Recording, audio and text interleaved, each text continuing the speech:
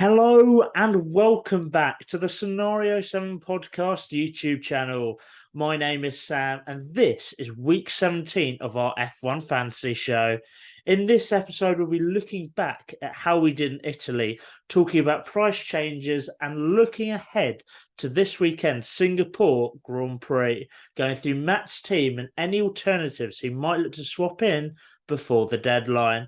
But before anything else, let's introduce our fantasy expert, Matt Collier. How are you doing, mate? I'm doing good, thank you, Sam. Yeah, back home after my holiday in Italy. Still getting used to the cold weather back at home, but yeah, how are you doing?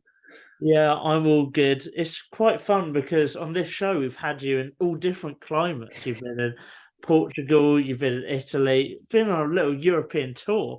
Meanwhile, I've been at home this whole time. I mean, how is that fair? But let's look back to Italy, not your holiday, but the rest there, and to see where we sit in the Scenario 7 podcast fantasy table. Starting with Performer of the Week, where we look at the person with the most points from the last race. At Monza, it was NDZXLO with 260 points. They used their Mega Driver on Leclerc, who got them 105. Sainz was their turbo driver, got them 64. They also had Russell, who got them 33. Magnussen, who got them 10. Ocon, who got them 6. And then their constructor was Ferrari, who got them 52. Now to the top of the table, Andrew T. I mean, it's a bit of a shock. He does retain his space at the top of the table, 3,262 points. There's not much to say. He's done a cracking job and he stays at the top of the table. Matt, you're up one place to 15th on 2,955 points. So still making these gains without going into too much detail. Were you pleased with your performance at Monza? Yeah, I was very pleased. I was joint 13th for the week. I had a total of three streaks, and I got all three streaks. So yeah, pleased with how I've done this back in Italy. Yeah, solid work. And before we go more in detail with it, let's move on to me. And unfortunately, my steady incline up the table has come to an end. I've dropped 4 places to 32nd place, not the end of the world, of course, on 2,728 points. I got 177 points in Italy. The Yeah, it just wasn't as good as it has been in the weeks before. I'll run you through my team. So I had Perez, who got me 30 points. Leclerc was my turbo driver, who got 70. I had Alonso, who got -4, letting the team down. Ocon got me 6. Magnussen got me 10. And Red Bull got me 65. While 177 points is solid, it's not exactly spectacular. But to be honest, if I keep putting these performances in, I'll be pretty happy. Let's go more in depth with your team for the last race in Italy. So I'll run through your team. You had Alonso, who got -4 points. Perez got you 30. Nick De Vries, who filled in for Albon, got you 18. Lando Norris got you 24. Charles Leclerc, your turbo driver, got you 70. And you had Ferrari, who got you 65. Oh, no, you had Red Bull, who got you 65. And your total was 203 points, with, as you said earlier, league rank of 13th. Talk me through your selection. Yeah, so a lot happened going into the weekend. I remember being on holiday, checking my phone and seeing that Albon was really ill. And yeah, there was a lot of discussion from the fantasy community about whether to put Latifi in, as he's obviously got more experience. But yeah, I decided to stick with Nick De Vries, and he kind of showed how good he was. He's a F2 winner, Formula E champion, and yeah, he had a phenomenal race. And yeah, I'll break down how each of my drivers did. Another DNF, unfortunately. Fernando Alonso got -4. It was looking really promising for him until he just had to retire. I definitely would have got like a top 6, top 7. Sergio Perez got 30 points. He got his race streak of +10, despite having grid penalties and having to fight his way up through the fields. Nick De Vries, who replaced Albon, got 18 points. Superb debut. I think he finished P9 in that Williams, and yeah, had a really good race. Lando Norris got 24. Not quite as good as it was last year, but yeah, he still got 24 points and got his qualifying streak. Onto my turbo driver, Charles Leclerc, got me a whopping 70 points. Again, really good. Maybe could have won the race if it wasn't for that late safety car. And Red Bulls, my constructor, got me 65 points, and they also got their qualifying streak with Verstappen and Perez both qualifying in the top 10. So yeah, 203 points. Very happy, and yeah, progressing through the table. Yeah, a very good week for you. Time to look at some price changes. And as always, there have been several fluctuations since the last race and will continue to be until the deadline. What we talk about now is the prices at the time of recording and are likely to change. But before we start talking about the changes, the market in the last few weeks has gone pretty crazy after 2 weeks of two races of no changes at all before this. Why do you think that the market has erupted as it has done? No, I remember messaging your messenger about them basically refusing to do an update, and that there've been basically no changes for about 4 weeks. Looking at the fantasy community, a lot of people were actually quite happy that there were no price changes. They didn't have to worry about drivers and constructors fluctuating. Yeah, now the market's kind of exploded. It means people have to watch carefully if a driver or constructor massively drops in price. When I played my wild card, I was quite happy with how I did and how much profit I made. But yeah, another crazy market has happened. There's been huge price drops and price decreases. I expect a lot of people to have played their wild card this week, and yeah, there's definitely some suspicious things going on. Before the recording, I talked to you about how Ocon has literally neutral price change up or down, so it's literally stayed the same for about 4 weeks, which is very strange. I can understand Albon not going up or down because of him being placed by Nick De Vries. And yeah, shall I go into the drivers and constructors now? Yeah, go for it. Run us through what price changes there have been, because there have been quite a few. Take a swig of water beforehand and yeah, run us through it. Yeah, I definitely need this swig of water because there's a lot of big numbers to try and remember. All right, so I'll start with the drivers.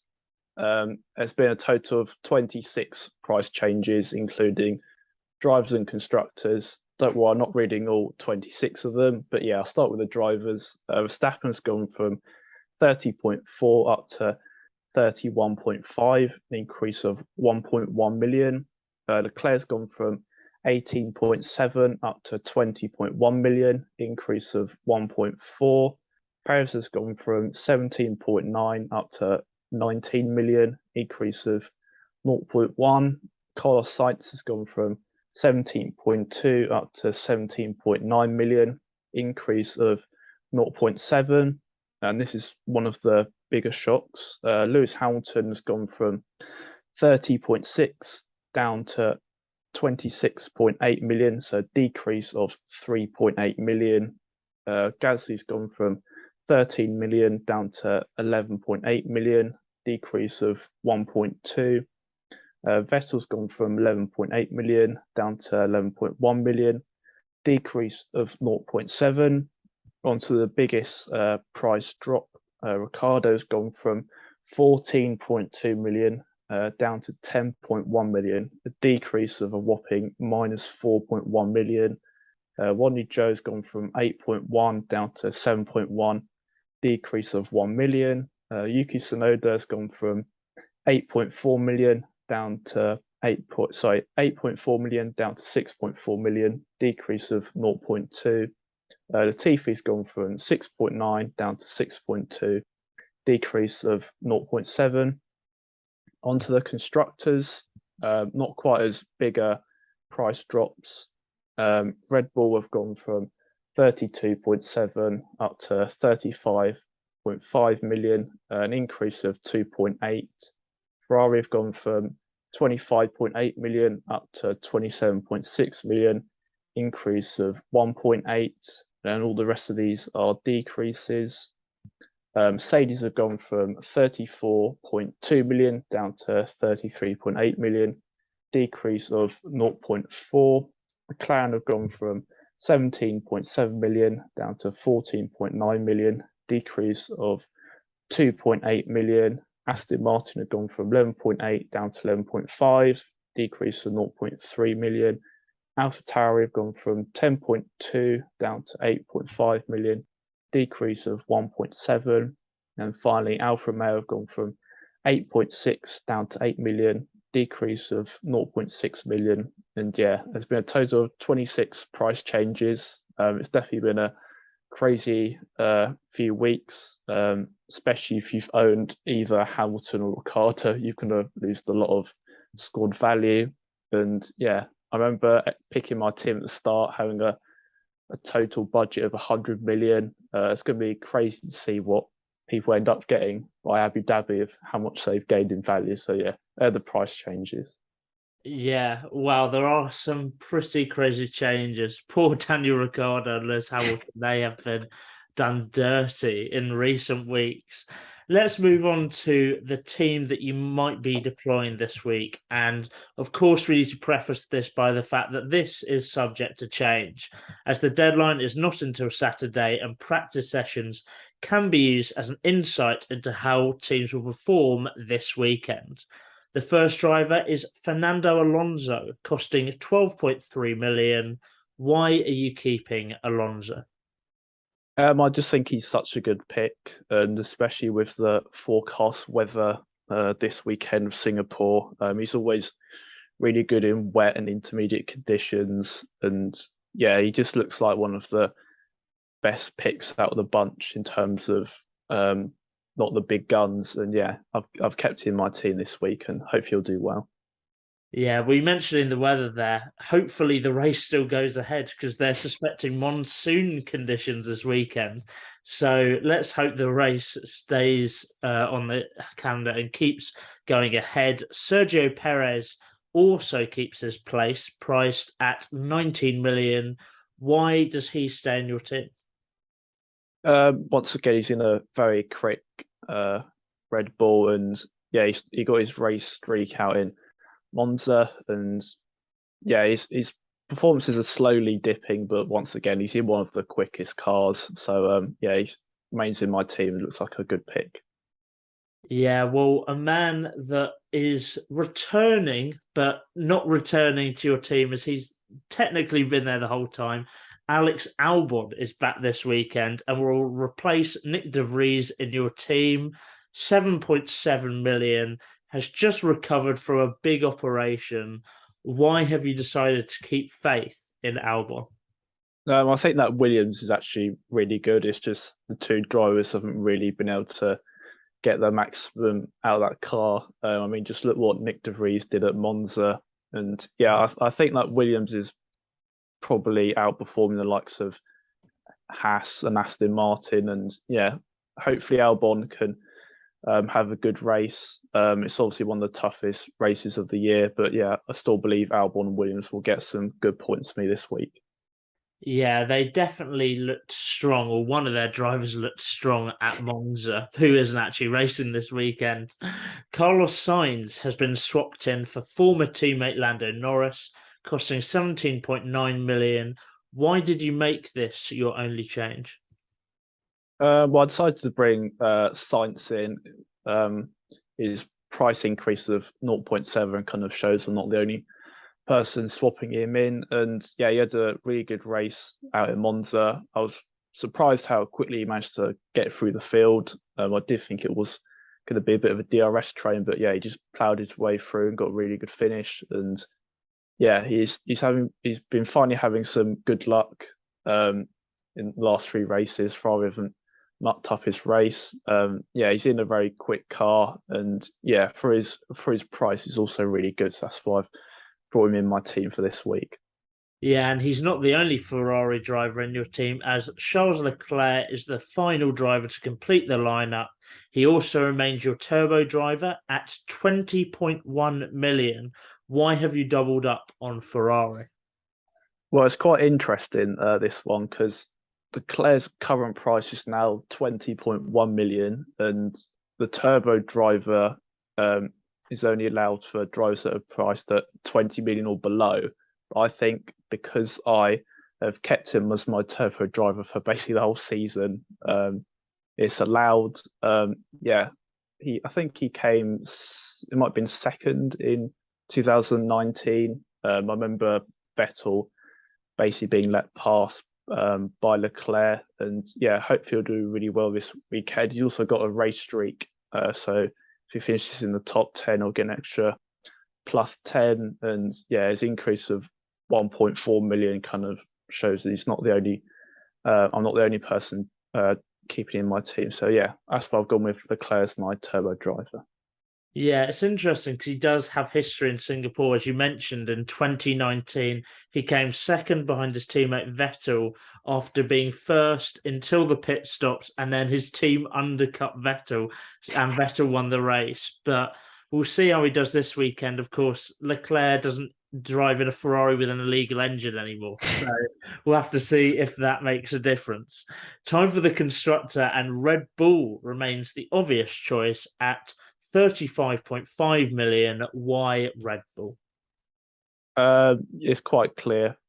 Verstappen, I've explained earlier, I think having Red Bull as a constructor is the best way to fit Verstappen into your team. And yeah, Red Bull have increased by 2.8 million, biggest increase out of the constructors. And yeah, I've also got a race streak this weekend. So if Perez and Verstappen finish in the top 10, I'll get an extra +10. So yes, I've kept Red Bull as my constructor. Makes sense. We have gone through your team, but who are some alternatives that you are looking to potentially swap in before the deadline, and the people at home could consider putting in their teams? Yeah, so on each show, I go through 3 alternatives. I choose 1 constructor and 2 drivers. The constructor I've gone for, don't worry, it's not Alpine. I haven't cursed them for three shows in a row. It is Mercedes. They're currently priced at 33.8 million. They've got a qualifying streak and a race streak this weekend. So if they get both of those streaks, that's an extra 15 points. And yeah, they're definitely looking a lot stronger. Obviously, Russell finished on the podium out at Monza. Onto the 2 drivers. I've gone with Nicholas Latifi, currently priced at 6.2 million. And well, we all know how good he is in the wet, bit of a wet weather goat. And yeah, him topping one of the practice sessions at Hungary is quite funny. And yeah, depending on the weather, you never know. That Williams actually looks really competitive in the wet. So we have to see how Williams do this weekend. And on to the next driver, I've gone with someone you've just mentioned earlier, Sebastian Vettel, currently priced at 11.1 million. He's won this race 5 times, and yeah, he won this race in 2019. It's probably one of his favourite tracks, so maybe that can spur him on and get some good points in the Aston Martin. So yeah, they're alternatives that people should consider. Some good picks, and I think this is the first time that Nicholas Latifi has either featured in your team or an alternatives pick. I mean, he's leaving at the end of the season because realistically, no other team's going to pick him up. So I'm glad he's going to feature at some point this year. You've got him in this year, and yeah, he is decent in the wet. We'll have to see what he can do this weekend if it goes ahead. That wraps up our video. I hope you found it helpful. A reminder that the deadline for changes is a minute before qualifying, so get your teams finalised by then. Remember to like and subscribe. Follow us on our socials, link down below, along with our fancy league code if you want to still join despite only a few weeks being left of the season. Thank you for watching, and we'll see you in the next one.